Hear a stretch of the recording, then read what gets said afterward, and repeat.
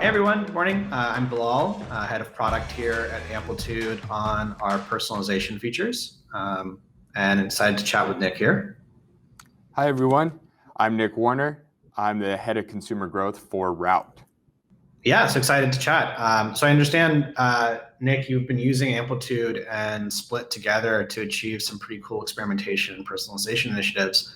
But taking a step back, love to hear more about what is Route.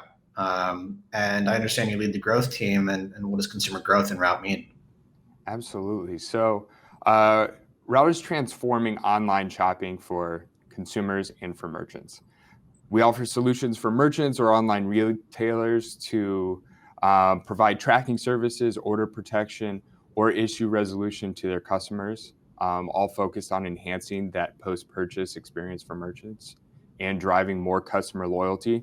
For consumers, the Route app allows our merchant customers, as well as any online shopper, to track everything they order in one app, one centralized location, as well as discover new brands, products, or collections that are tailored to their shopping experience.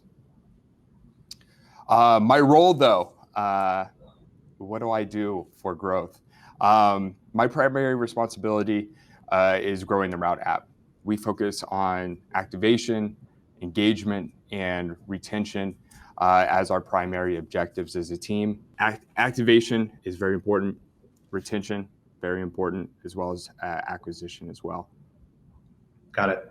And so I think one thing I've always found really interesting is that there's standardized signals for what activation means. Activation means very different things there's a couple different modalities, but it means different things for different companies. So I would love to hear more about what does activation mean in the context of Route, and more specifically, like what was your activation funnel? How did you figure it out before you started to figure out how to optimize it? So when we first started evaluating activation for our product, because we are a utility, our primary objective is to have our users track packages inside of our app, right? That makes sense. So if we're starting with that outcome metric of tracking inside of Route, what events do we think contribute to that action? So we sort of had our outcome objective, which was getting a user to track a package, and then we outlined all of the events or features that a user might take inside of our app in order to reach that objective. So we utilized Amplitude primarily for this. Thank you. Big fan of Amplitude, incredible product. And we basically just started from that list of events or those list of features that we assumed would lead to package tracking. We just started building cohorts of users. So a combination of users who may have only had one action or engaged with one feature, or they may have done more than one. And that sort of set the stage for the steps that needed to be done in order for us to determine that the user was activated. And that was a rather short process, and is still going on. In fact, we're not really satisfied with our initial approach. As a growth team, we're always trying to push the limits on if we move this feature or this event, earlier in the user's life cycle, will that lead to a better activation, which is users tracking packages inside the app. To play it back, the playbook that other companies could use in this context is use your intuition about what your outcome objective is.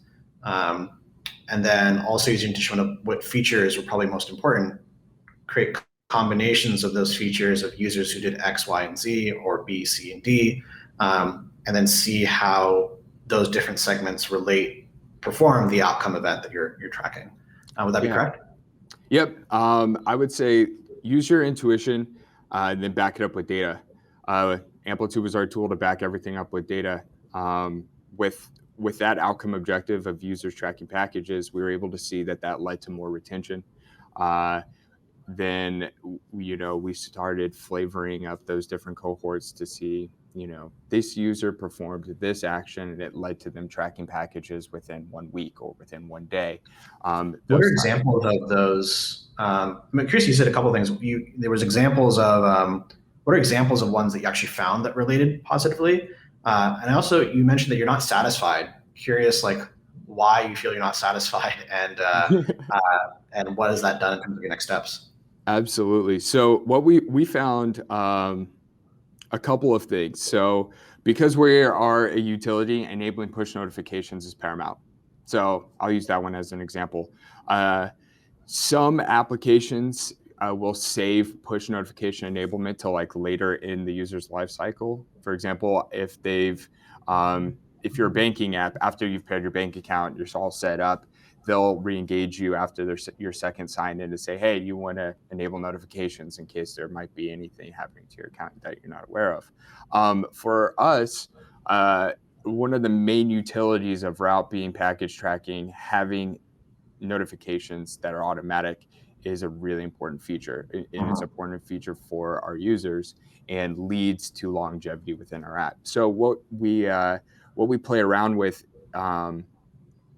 to a couple of different degrees of leveraging Split to introduce treatments of where we want to prompt users to enable notifications, whether it's during onboarding, after onboarding, or after they've completed or tracked 3 or 4 different packages and they still don't have notifications enabled. And then from there, analyzing, okay, if we introduce it during onboarding, we're going to catch the lion's share of our users. We have a number of different onboarding steps that we want a user to take. Should we introduce this as step number 1, step number 2, step number 3?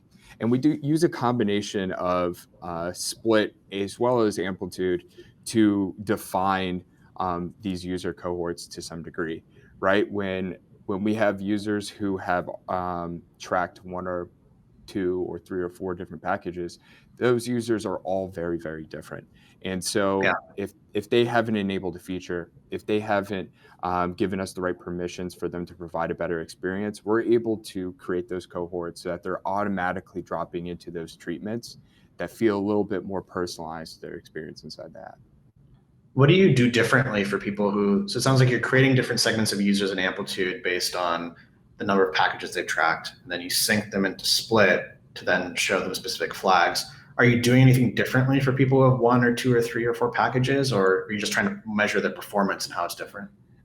We always measure performance. Going back to the earlier point of like never satisfied, is that we might have a winner to some degree, and let's say we have an excruciatingly high conversion rate. We try to challenge ourselves to push creativity, push our approaches, and push the limits of our product by, you know, always seeing if we can reach a higher benchmark for a certain feature. So for measuring the performance, that's always our goal, and we don't let that fall by the wayside. Now, what might be different for these users? An example of how we might be delivering, separate treatments for these users is that we recognize that route as a utility, not every single user is created equal, and users might have completely different expectations from the app when they jump into route. You have an active shopper that might be tracking 10 packages a week, or a more passive shopper that might be tracking one or 2 packages a week, or 1 package every other week. And those users, if this is a little bit more of a qualitative statement, but some of those differences might be that the active package tracker might get the app and get the utility and is on board and has everything set up from the get-go, because that is their behavior outside of our product and their expectations of what route does. Yeah. For the user that might be a little bit more passive, we need to tailor our education, our verbiage to that user to get them and nudge them along their life cycle a little bit more, with more intention, I would say. So the differences there would be, okay, we have a split treatment, and let's say we're going to the notifications example. We have cohorts of users within Amplitude that are varying different degrees of package tracking. We know that we have a higher likelihood of those users who are tracking 10 packages a week, they're probably going to want to enable notifications. And so they might do that organically. there might not be any incremental improvement by us focusing on testing for this treatment. So when a user drops below a threshold of maybe only tracking one package per week, the fact that we have this integration set up, we're automatically able to toss that user in a bucket with Split and serve them a treatment that we think is more tailored to their experience and where they are within their user's life Makes cycle. sense. So it's basically like you're able to develop cohorts by affinity for your product based on usage metrics, Yep. and you can show different messaging and collateral to those users as they enter the app based on the stage they are in your user journey, Yep. combining these different platforms together. Um, uh, Last question in this context, like this seems really powerful, obviously, in terms of being able to segment user behavior and then automatically deliver experiences in your product app. Um, what what was blocking you from doing this before Amplitude and Split together? Like, what would have taken you to do this yourself? And like, what was the gain in terms of time to market? So for blocker, I think our main blockers were flexibility. So in some for some tools and with Split, we would have had to go through the rinse and refinement of creating lists and manually polling customer segments or doing a number of different audience creations within Split and making sure that those are all up to snuff. And that can get really complex. In fact, we were doing that before this integration took place. List management was, Was it just like something. downloading CSVs and uploading them type thing, or Yeah, we had I'm sorry, CSV. yeah, Yeah, so CSVs, uploading them. We have a lot of backend data that comes through our system that we just don't have going to Split. That's just how we're set up. And so that management of lists, we kind of inherited that. But with this integration, what we're able to do is sort of set all of that criteria within Amplitude. And because it's bidirectional, we're able to have confidence that these lists are asynchronous. They're constantly being updated. When users fall into certain thresholds, we have the ability to serve them that appropriate treatment. Like, hey, have you ever tracked an order with Amazon? Start tracking with Route, that sort of yeah, a deal. Where I will go into is that because our users are so different and they have different expectations of Route, this is really important for us to make sure that those users are getting the right personalized experience, and leveraging their behavior in real time is one of the levels of sophistication that we feel comfortable with using this integration.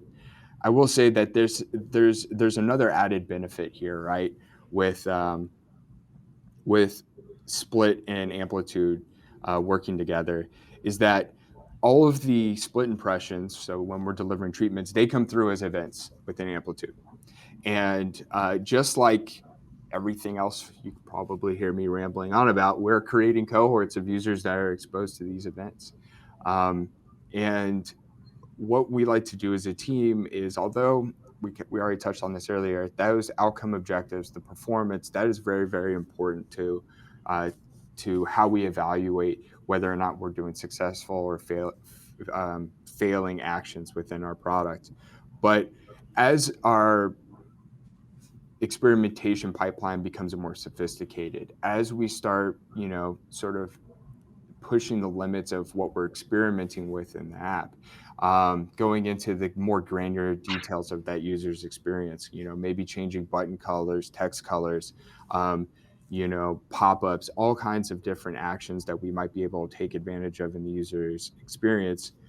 One thing that helps to keep us grounded is making sure that those experiences aren't impacting us, down funnel, like within retention. Although we're hitting that top of the funnel outcome metric as the level of success or measurement of success, we're able to cohort these users based off of which treatment they've been served and say, okay, even though this treatment may have not been a huge winner on like enabling notifications to some extent, the messaging, the imagery, the calls to action that we had within that experience actually led them to tracking more packages later on in their life cycle, and they were able to get it maybe just not at that first touch point.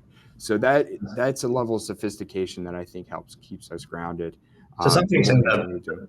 the benefit is this feedback loop, Yep. where you're tracking data in Amplitude, using that to power personalized experiences in Split, and then you can then measure the performance of those experiments back in Amplitude based on Split impressions. But it goes even further because of this bidirectional feedback loop, which is that you can measure performance on longer term outcomes that are not just related to the actual experiment to see either cannibalization or positive impacts on other long-term outcomes that you'll be able to measure outside of the context of the experiment. Yeah, I think that's one of the things that I found one of the most challenging parts of experimentation is actually just measurement, and how does it relate to other metrics that you're not necessarily optimizing in the short term, but could have long-term impact, like retention and churn, which are equally important. Well, it's great to have you, Nick. Glad that you're able to kind of like really up level to, sounds like basically operating like Amazon or Netflix do, closer through the combination of just out of the box software. But excited for what you've achieved, and yeah, it's great to connect. Yeah, thank you. Happy to be here.